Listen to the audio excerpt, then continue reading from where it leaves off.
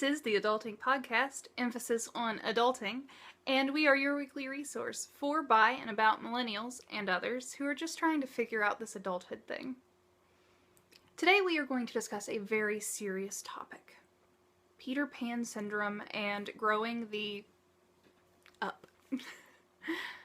I've been told that I shouldn't curse, so I'm gonna try to avoid it. This ain't Neverland, baby. Where do we draw the line between work hard, party harder, and grow the up?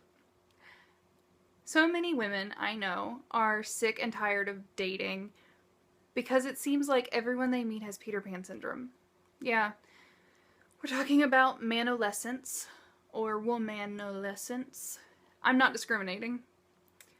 These are people in their late 20s, maybe even later, who just can't seem to grow the hell up.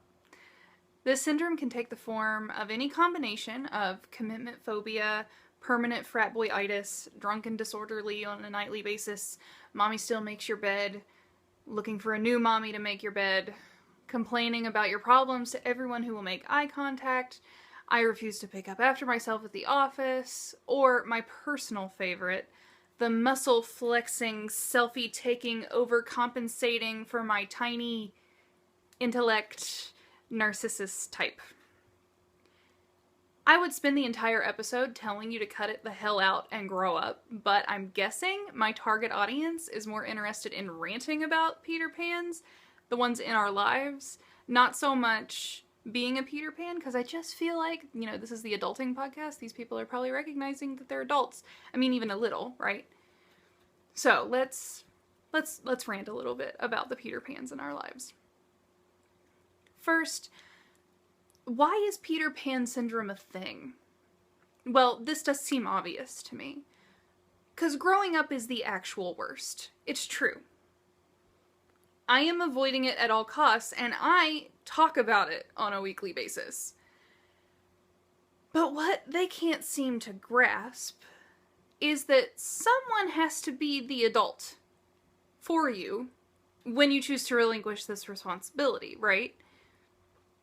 I know that Peter Pans are really fun to date and hang out with because they're spontaneous and they make you more carefree, but at the end of the day, someone has to pay for all the, mini golf and booze.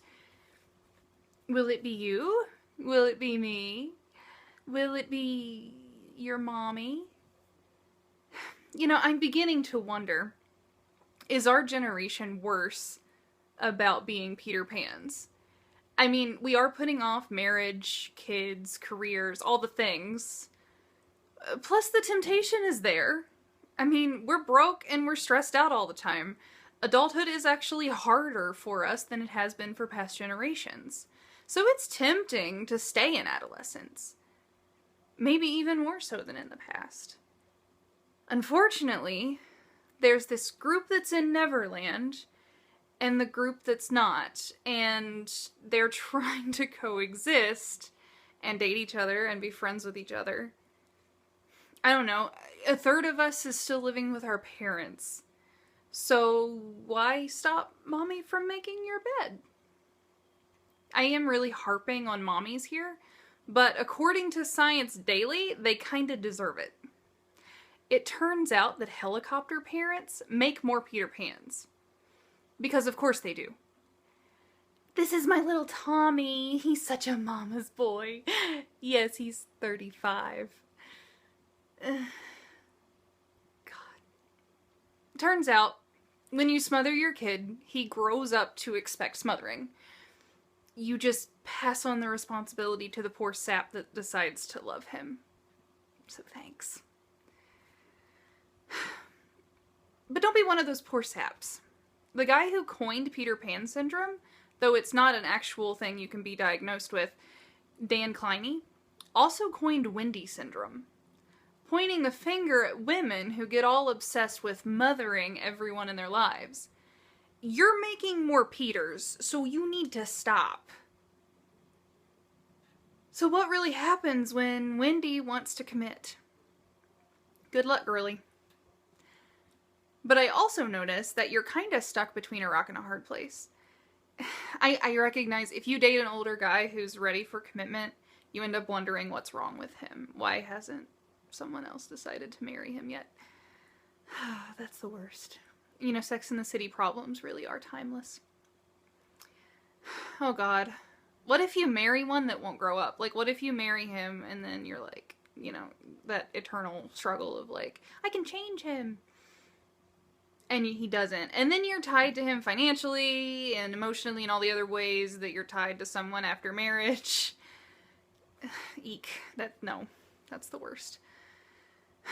See, what Peter Pans don't realize is that there's a reason people don't hang out with 7-year-olds. I mean, unless they're like your 7-year-old.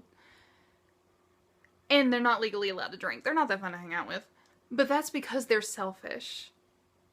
Peter Pans stay adolescent, which means that they're selfish like children.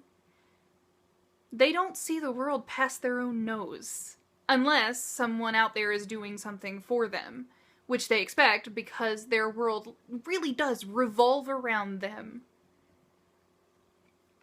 I'm not saying that this means we shouldn't have fun and let loose. We should. I mean, it's normal and we want to do that and adulthood is hard, so let's do it. But it should be done within the context of understanding that you're still responsible for yourself. It's like liberty. My liberty to swing my arms extends to your liberty not to get hit in the face by my swinging arms. The biggest issue I have with Peter Pan syndrome is FOMO. And maybe you've been living under a rock and you don't know what FOMO is. I'll explain it to you. It's fear of missing out. And it makes you a rude asshole. Sorry, I'm cursing. But it does. It makes you a rude asshole. I have experienced FOMO myself, and it's made me a rude asshole. So I'm gonna take some responsibility too. But I can't even describe. No, I can. I'm going to describe this right now. The stupidly crazy shit that people have done because they had FOMO. I'll give you an example. You ever have that friend that like flakes on you all the time? Like all the time. And for some reason, like you continue to hang out with them. I had the most severe experience with that this past week. And this girl is probably going to listen to this and she'll probably get upset, but it doesn't matter because it's such a good example, I have to use it. She was texting me, like, okay, she was, like, I had arranged that she would come and hang out with some friends of mine, and she was, like, getting ready to come, like, I was already with my friends, and she was gonna be a little bit later, which we were expecting, and she's, like, texting me, like, okay, I'm in the car, okay, I'm on the interstate, okay, and, like, 5 minutes out, blah, blah, blah, and then, like, 5 minutes before she's supposed to get there, she texts me, like, I missed the exit, so I'm just gonna keep going. And just didn't show up. And I'm like, you were so close. Like, you were so close. And you missed the exit? Like, you could turn around. Like, you're, like, 2 seconds from me. Like, blew my mind.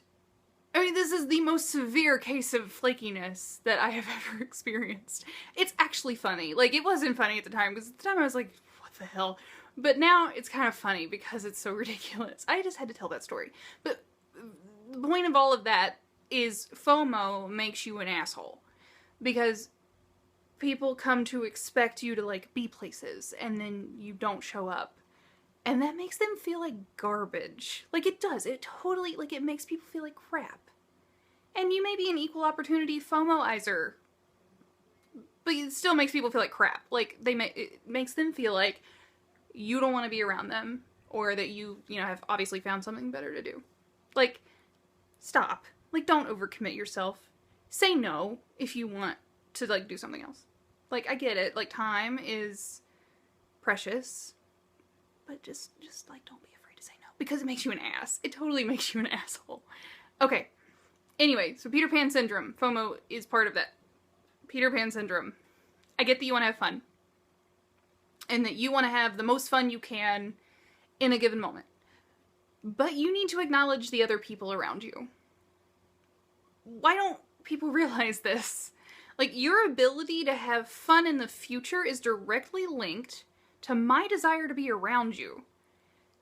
So, be reliable and fun, and that's it. That's all. That's done. I mean, it's done. Just stop. Just acknowledge that other people are around. And they matter too. And you're not the only one. And it's really not that hard to just grow up this much and do that. That much. So stop being a Peter Pan. It is too late. This ain't Neverland. You grew up. Hashtag sorry, not sorry. Like, you did. You grew up. It's your fault. Like, you made it this far. Congrats. You're a grown-up. Act like one. Okay.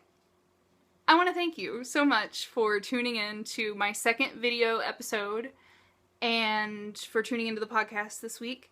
And I love you guys, and you're amazing. And I hope you stay in touch on Facebook and on Twitter and at theadultingpodcast.com, and that you send me an email about, I don't know, something you want to hear me rant about maybe, or your best getting flaked on story. That'd be awesome. I need to hear other stories about how people have gotten flaked on in really hilarious ways. So yeah, and if you want to rate me on iTunes, that would be cool because it helps. And you're awesome, and I hope you have an awesome week. And thanks for tuning in. Bye.